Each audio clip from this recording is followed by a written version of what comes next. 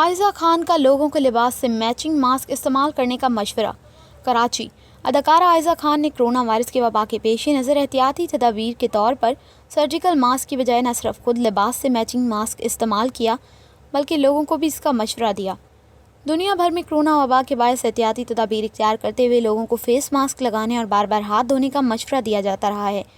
تاہم face mask کی بڑھتی مانگ کے پیش نظر یہ نایاب ہو گئے ہیں۔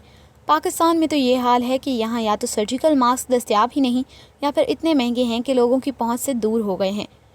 اس صورتحال میں اداکارہ عائزہ خان نے لوگوں کو سرجیکل ماسک سے قطعی نظر اپنے لباس سے میچنگ کپڑے کا بنا ہوا ماسک پہننے کا مشورہ دیا ہے۔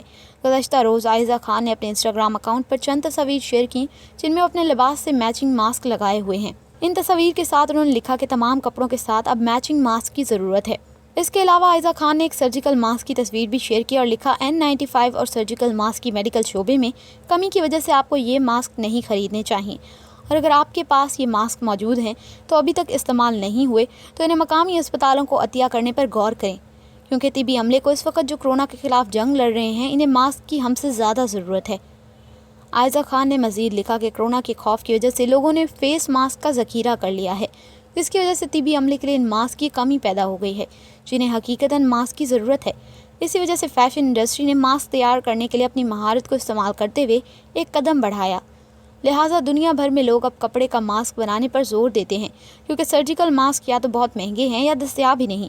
عائزہ خان نے اپنی حالیہ پوسٹ کا حوالہ دیا جس میں انہوں نے اپنے لباس سے میچنگ ماسک پہنا ہوا ہے اور کہا، میں نے اور میری ٹیم نے اپنے فالوورز کی اس بات کے لیے حوصلہ افزائی کی کہ وہ نہ صرف اپنا ماسک خود بنائیں بلکہ اسے بنانے میں اپنی تخلیقی مہارت بھی سامنے لائیں۔